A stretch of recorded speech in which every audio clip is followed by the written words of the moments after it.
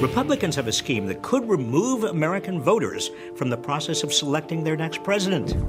You heard that right. A case headed to the Supreme Court could let Republican-controlled state legislatures overrule the will of the people and pick the next president of the United States without you. This all hinges on a radical idea called the independent state legislature theory. It's at the heart of a case the Supreme Court will decide called Moore versus Harper. The decision in this case could give state legislatures the power to disregard the popular vote and substitute their own slate of electors, pledged to whomever they wish. We've already had a preview of what this could mean for our democracy. The independent state legislature theory underpinned a major legal strategy in Trump's attempted coup. Just look at one thing. The legislatures of the states did not approve all of the things that were done for those elections. And under the Constitution of the United States, they have to do that. Trump was wrong, of course, but the current Supreme Court could make him right. Here's background on the case. In February 2022, the North Carolina Supreme Court blocked the state's Republican-controlled General Assembly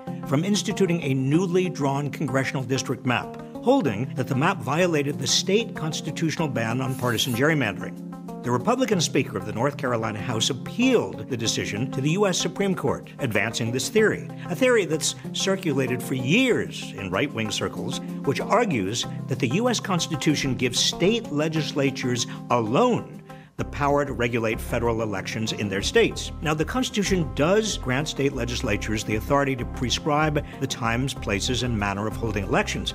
But the U.S. Constitution does not give state legislatures total power over our democracy. In fact, for the last century, the Supreme Court has repeatedly rejected the independent state legislature theory. Yet if we know anything about the conservative majority that now controls the Supreme Court, it's that they will rule on just about anything that suits the far right's agenda. The theory would also make it easier for states to pull all sorts of election trickery, like pass even more extreme voter suppression laws, enact even more radically gerrymandered maps, and eliminate the power of election commissions and secretaries of state to make decisions altogether.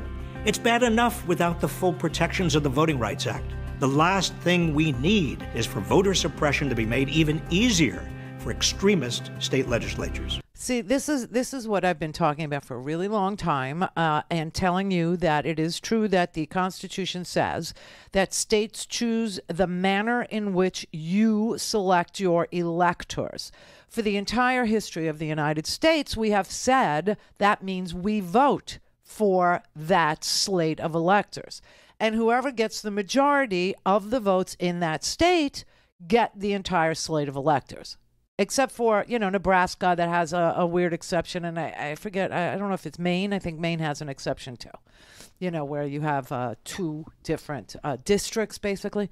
But the Supreme Court on Wednesday is going to hear one of the most significant election law cases ever in the history of the United States. Moore versus Harper is just two North Carolina legislators who want to remove oversight, state court oversight from what the state legislature crafts as being the manner in which you select the electors. And if they say that the manner in which you select the electors is they select the electors for you, then that's what it is. And there is no avenue that you can sue. The courts would be removed from having oversight over what the state legislatures do.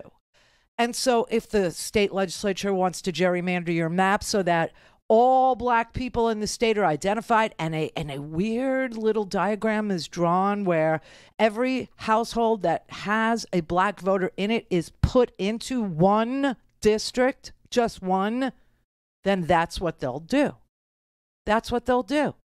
If they decide that that they're going to have an election at all, because they could decide, no, we don't want to have an election. The manner in which we select the electors is the legislature is going to select the electors for you. And we are a Republican state with a Republican majority legislature. And so we're going to select the slate of Republican electors. And there's no muss, no fuss. You don't even need to show up to vote. Right? That's a possibility too. And there's no court oversight. So there's no state court, there's no federal court, there's no court that you could go to object to that. There would be nobody allowed, no one would have jurisdiction, as they say, to hear your case. And you would have no standing to bring your case. So now, like I said, if they decide to go ahead and have an election, then they could say, well, only people with passports can, use, you need not only a driver's license, but now you need a passport. And it has to have 3 stamps from 3 European countries. They could do whatever they want. Literally, it could become that weird, that ridiculous. And that is what this case seeks to do.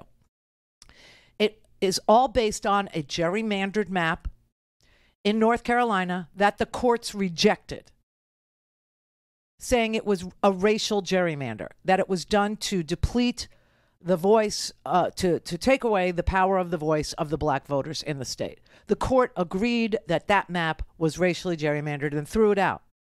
And then in the end, they had to do what New York did. They had to get a special master to draw. And the Republicans in North Carolina were just livid. And so that's where this case comes from. Now, you know that there are briefs that are written by people who disagree with the subject matter or agree with the subject matter that the court's going to hear. They're called amicus briefs or friend of the court briefs. They started rolling in amicus briefs. Now, remember when Sheldon Whitehouse told you that the Federalist Society is very famous for writing amicus briefs? Well, they wrote one for this one.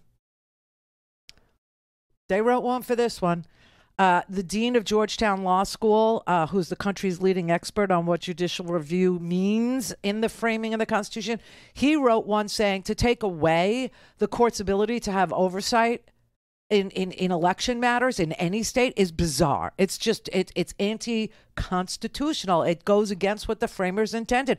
It goes against the meaning of the Constitution. This is why when Trump says he wants to get rid of the Constitution and everybody laughs, this is why I say, wait a minute. That's not how it happens. Some guy isn't going to, post something on any social media site and have it happen. But he is certainly signaling to the Republicans who might want his endorsement or who do think that he's got a shot at being the nominee yet again. Why? Why would he have a shot at being the nominee yet again? Because there are going to be so many people on the stage to be the GOP nominee that the nominee is going to be selected with about 30% of the total Republican vote. And that's Donald Trump. He's got 30% of the total Republican vote. And they know that. And that's why they are hedging when they say, would they vote for a guy who advocates for the destruction of the United States Constitution? They hedge, A, because they may need him, and B, because they know he can still be the nominee with only 30% of the vote, and C, they know these cases are sitting in front of the Supreme Court ready to be argued this week. And that this is how the Constitution gets destroyed. And they know it's underway. They know it's a plan. They know it's something that, the right wing wants. And perhaps they'll get from this particular Supreme Court.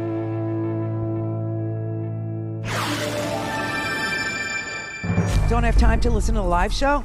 Want to hear more on your schedule? Go to RandiRhodes.com and buy a stinking podcast.